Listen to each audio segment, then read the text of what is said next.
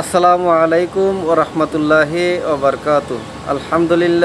আলহামদুলিল্লাহ ওয়া কাফা ওয়া সালামুন আলা ইবাদিহিল্লাযীনা ইসতাফা, আম্মা বা'দ। সম্মানিত দিনদার ভাই বোনেরা, আজকে আবার একটি স্বপ্নের তাবির নিয়ে উপস্থিত হলাম। স্বপ্নের তাবির হচ্ছে, কোনো ব্যক্তি স্বপ্নে দেখে যে স্বপ্নে মৃত লাশ পেতে দেখে।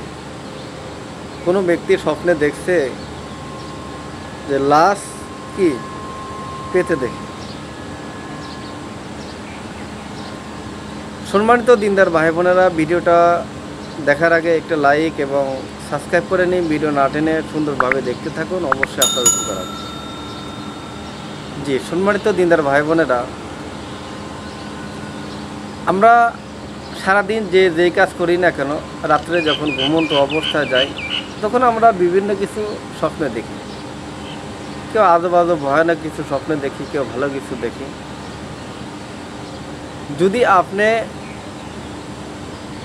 নামাজ কালাম পড়ে, পাশাপাশি ওজিফা তাসবিহ তাহলিল আপনি আমল করেন, সেক্ষেত্রে আপনি ভালো কিছু স্বপ্নে দেখবেন, পাশাপাশি স্বপ্নটা আসলেই বাস্তব হবে। অনেক ভাই ব্রাদার মা বোন আছে যে দিনভরা যে কাজগুলো করে, যখন ঘুমন্ত অবস্থায় যায় সেই কাজগুলো সে কল্পনা করে, যেহেতু দিনে কল্পনা করছে, রাত্রে ওই স্বপ্নগুলোই দেখছে। সকলের স্বপ্ন তো সমান নয়। কোনো ব্যক্তি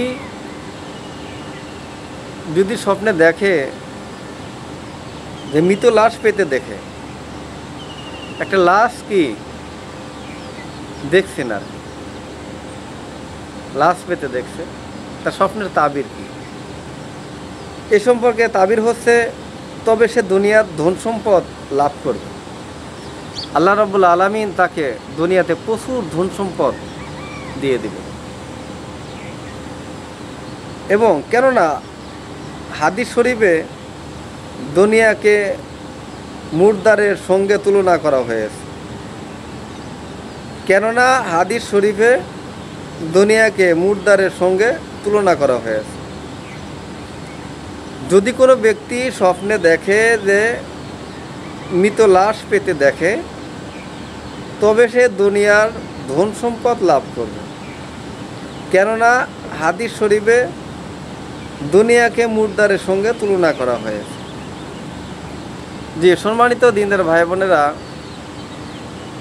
ভিডিওটা দেখার জন্য ধন্যবাদ। পরবর্তীতে সাক্ষাৎ হবে অন্য কোনো বিষয় নিয়ে। আসসালামু আলাইকুম ওয়া রাহমাতুল্লাহি ওয়া বারাকাতুহু।